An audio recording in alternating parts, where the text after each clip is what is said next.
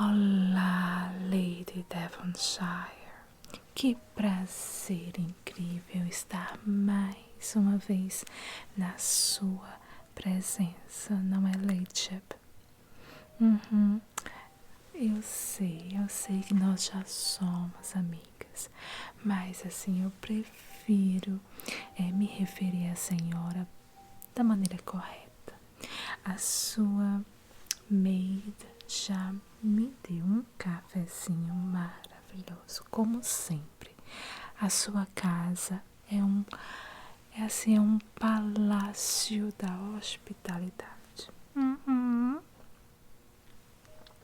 Bem, assim, eu não quero ocupar muito seu tempo, né? Porque nós sabemos que a futura duquesa de Devonshire é uma mulher ocupada. Porém, assim, eu não tinha a quem mais apelar. A senhora sabe muito bem que aqui em Londres nós não podemos confiar em todo mundo, não é mesmo? Sim, eu odeio fofoca, né? Mas me disseram que, enfim, que Londres, desde que o rei Eduardo subiu ao trono, Londres está indo de água abaixo. Mas assim, isso é fofoca e eu odeio fofoca. Bem, então sem mais delongas, deixe-me explicar o que eu vim buscar aqui com a senhora. Apenas um pouquinho de informação e um pouquinho do seu charme social para que eu consiga algumas pinturas para a nova vila que eu comprei lá na Itália. Pois é, eu comprei uma vila em Florença, muito humilde, muito pequenininha, apenas 200 metros quadrados, quase nada, né? Não se compara com essa magnífica mansão onde a senhora vive. E assim, eu estava tentando redecorar o local com pinturas de flores. E eu tenho, sim, flores. Porque Florença, né? Firenze, flores, enfim. Eu estou no momento com uma obsessão por girassóis. Então eu gostaria de pinturas de girassóis. E eu soube que o seu filho mais jovem, o Philip, é amigo do senhor Theo Van Gogh. Estou correta? A senhora não conhece o Theo? Bem, Theo Van Gogh, ele é um negociante de artes. Ele e sua esposa Joana são simplesmente brilhantes na comercialização de obras de arte, né? Mas assim, eu estou mais interessada com o irmão dele. Sim, um falecido, né? Trágico, a tragédia que aconteceu. A senhora não faz a mínima ideia. Tudo bem. Eu estou aqui para lhe fornecer um pouquinho de informação e comentário social, já que nós odiamos fofoca, não é mesmo? Bem, o Vincent é um pintor extraordinário. Era, né? Porque já faleceu. E ele fez uma série com girassóis. Eu estaria interessada em comprar uma ou duas peças para levar lá para o futuro, quer dizer, para levar lá para Firenze, para minha futura casa de férias. Sei. Bem, a senhora não sabe, já que o Philip não gosta muito de contar essas informações sociais, né? Assim, não é algo assim que ele gosta, porque às vezes ele confunde a disseminação de informações com comentário social por fofoca. E como futuro vigário, ele não pode, né, participar disso. Porém, eu vou lhe dar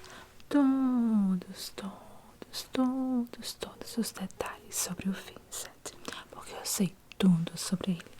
Eu sou bem assim, sabe? Quando eu começo a me interessar por um artista, eu vou fundo na história do mesmo. E a história do Vincent é cheia de pontos interessantes, apesar de ser, no fundo, uma tragédia. Bem, o Vincent van Gogh nasceu de pais muito piedosos. Na verdade, o pai dele e do Theo era um pastor protestante. Então eles foram educados assim, muitíssimo bem educados, né? Na religião do nosso Senhor e Salvador Jesus Cristo. Pois bem, o Theo casou-se com a Joana e se tornou um grande negociador de arte. O Vincent, que na verdade era o Vincent número 1, 2, 3, o terceiro Vincent da família, porque o seu avô também se chamava Vincent. E a sua mãe teve um filho natimorto, que ela chamou de Vincent antes dele nascer. E ele foi o terceiro da levada. E dizem que a Joana está grávida. Já teve, eu não sei direito. Mas que o filho do Theo também se chamará Vincent van Gogh. Pois bem, ele assim era um jovem um pouquinho complexo. Lutava com vários tipos de momentos de depressão, de bipolaridade. Alguns dizem de esquizofrenia. Nós sabemos muito bem que se o Vincent van Gogh fosse uma mulher, ela estaria neste momento no asilo por causa dos seus ataques de histeria, né? Tendo que levar choque, porque iriam dizer que tudo aquilo vinha diretamente do seu útero. Mas como o Vincent é homem, né? Eles assim não sabiam explicar bem o que acontecia na sua cabecinha. Então ele assim teve vários empregos diferentes. Ele foi professor de escola. Passou um tempo sendo pastor protestante, assim como seu pai. E aos 27 anos de idade, ele começa a se auto-ensinar pintura. Pois é, ele era um autodidata. Daí ele se tornou também um negociador de arte. Porém, na última década de sua vida, ele se dedicou 100% à pintura. Dizem que ele, entre pinturas e desenhos, a quantidade de obras que ele produziu nos 10 anos foram cerca de 2.100 obras. Muitíssimo, muitíssimo. Ele era muito prolífico, não é mesmo? Ele poderia sofrer intensamente com a amargura, a dor, a tristeza interior, com seus sentimentos e suas emoções, porém ele era muito prolífico e dedicado à pintura. As suas primeiras obras de arte não eram assim as obras coloridas que o fizeram tão famoso, quer dizer, nem tão famoso, né? Mas que o irão fazê-lo famoso no futuro, de onde eu venho. Nada. Ele começou pintando assim obras tristes, dramáticas. Um dos temas mais favoritos dele era a pobreza, os pobres. E ele gostava de retratar isso. Ele escreveu mais de 800 cartas ao longo de sua vida para seu irmão Theo e para outros amigos. Sabe como é, né? Nessa época ainda tinha que escrever carta. Imagina se ele tivesse conhecido Messenger, celular, e-mail. Imagina quantos. Meus perdões, my lady. Eu estou apenas aqui pensando. A minha cabeça, às vezes, assim, eu fico um pouquinho tonta devido à quantidade de wafers de arsênico que eu tô comendo por dia para tentar emagrecer, sabe? Então eu fico assim um pouquinho confusa. confusa, mas onde eu estava, assim, nas cartas. Ele escreveu mais de 800 cartas para o seu irmão, para sua cunhada, para seus amigos. Bem, algo me diz que no futuro a Joana irá publicar, talvez em 1914, mas eu não sei, né? Porque eu não tenho bola de cristal. Eu não vi do futuro. Bem, ele amava pintar. Ele amava os seus amigos, amava seus familiares. Era uma pessoa muito amorável? Não, amável, né? Às vezes eu esqueço o português. Mas, infelizmente, devido, assim, à péssima alimentação, às péssimas companhias, principalmente quando ele se muda para a França, lá no Moulin Rouge, ele é influenciado muito negativamente, né? Quando estava ainda nos braços de sua família, ele conseguia controlar um pouquinho as doenças mentais. Porém, quando ele se entregou completamente à arte, à vida boêmia, à péssima alimentação e quantidades intensas de bebida alcoólica, a sua saúde mental só foi de água abaixo. Aí os escândalos começaram a acontecer. A senhora sabe que eu odeio escândalo. Assim, o escândalo mais famoso que aconteceu na vida dele, eu acho que foi um incidente que aconteceu quando ele estava morando com Paul Gauguin. A senhora sabe quem Gauguin é? A senhora não conhece Gauguin? Ótimo, é melhor nem conhecer, porque Gauguin é uma alminha cebosa. Sim, ele é uma pessoa muito desagradável e deselegante. Assim, não é no nível da senhora, né? Então é melhor ignorá-lo. Assim, talvez outro dia eu venha aqui e a gente converse um pouquinho sobre a história caótica e vulgar de Paul Gauguin. Mas também era um pintor muito bom, né? Amiguíssimo de Vincent van Gogh. Vincent van Gogh conversou várias vezes com Paul Gauguin e tentou convencê-lo a ir morar numa casinha com ele para abrir um estúdio de pintura juntos, né? E Paul Gauguin estava sem muito dinheiro, achou a história maravilhosa e decidiu ir lá para a casinha com o tal do Vincent, né?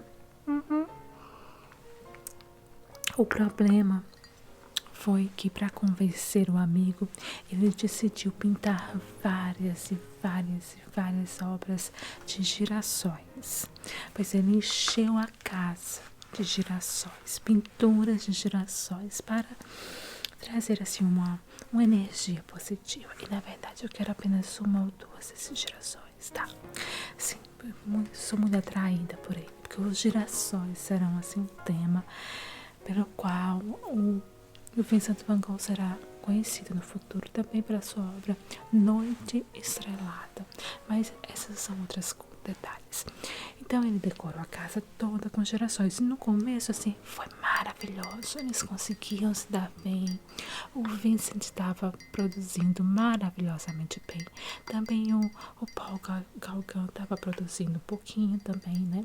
Mas como eu falei, o Gauguin tinha um espíritozinho de alminha cebosa.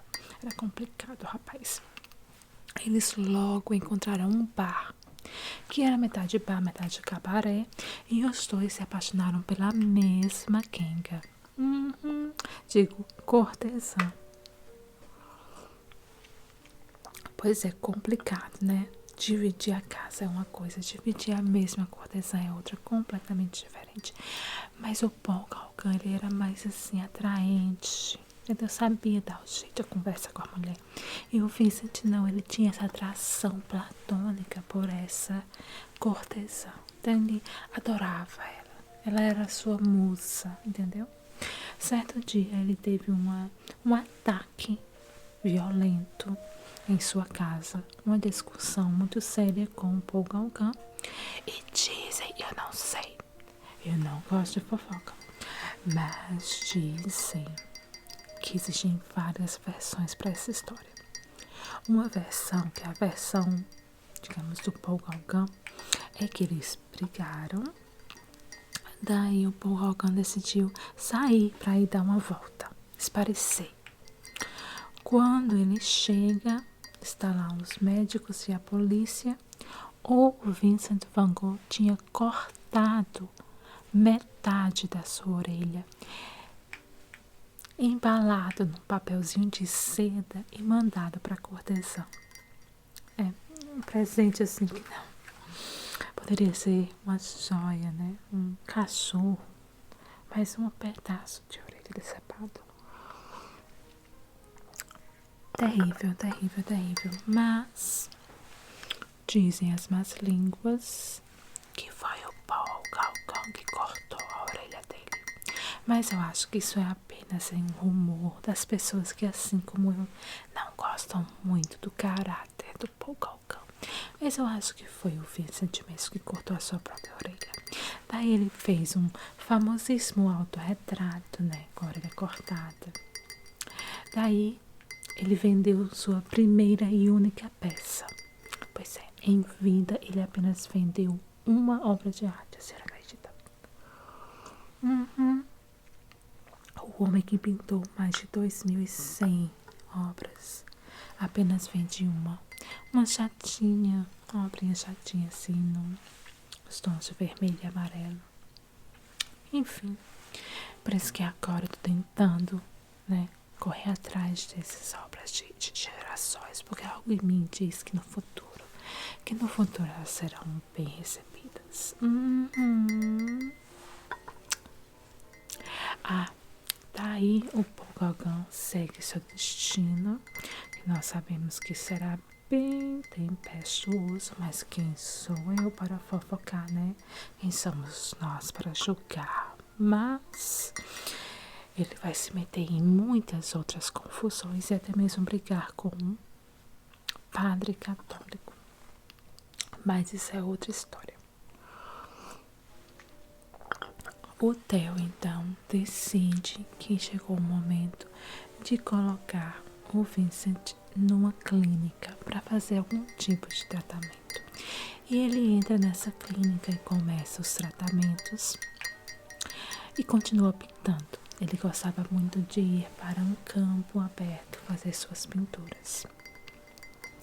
E eu não sei por que cargas d'água o Vincent van Gogh conseguiu uma arma, pois é, uma pistola, e levou consigo para o campo. E lá no campo, no ano de 1890, ele decide atirar em seu próprio peito. Pois é, ele comete um ato suicida. E ele atira no seu peito, porém ele tem força o suficiente de caminhar de volta, mesmo ferido, até a clínica para pedir ajuda, né? Chegando na clínica, ele é tratado, seu irmão Theo é chamado com urgência e chega a tempo de se despedir do irmão, já que o que vem a matá-lo não foi a bala em si, mas foi uma infecção. Ele morre 2 dias depois devido a uma infecção generalizada. Trágico, trágico, trágico. Eu sei, muito triste. E quando o irmão chega para se despedir dele, ele diz ao irmão Theo: La tristesse durera toujours. E quer dizer, a tristeza durará para sempre. Então a gente vê que era realmente um gênio da arte, com os olhos diferentes, com a visão diferente, com uma resposta diferente à luz, ao movimento, às formas, às cores. Mas, ao mesmo tempo que era um gênio, ele sofria intensamente por uma angústia existencial e uma tristeza constante. E ele tentou apenas escapar dessa tristeza, não é mesmo?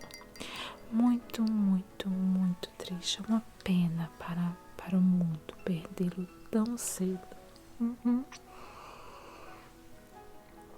Basicamente, sua carreira como pintor durou 10 anos, apenas uma década. Foi muito prolífica, mas não teve muito sucesso. Porém, o Theo e a Joana prometeram que iriam fazer de tudo para que ele recebesse o aplauso e também a consideração que lhe era devida. Pois é, e assim, eu não gosto de prever o futuro, mas a Joana principalmente será peça fundamental na propagação das obras de Vincent van Gogh. Ai, eu amo uma história assim, né? Trágica, drama, genial, assim, a senhora não gosta também, não?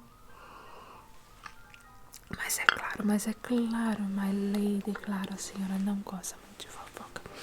Mas assim, eu achei que fosse a minha, assim, o meu dever, my duty, lhe dizer o que aconteceu por trás da história. E por isso que eu estou tão interessadíssima em conseguir algumas obras, tá? 2 ou 3 pinturas de girassóis ou até mesmo um autorretrato. Seria assim muito interessante para que eu levasse comigo na minha viagem ao futuro, a minha, quer dizer, a minha futura casa em Firenze.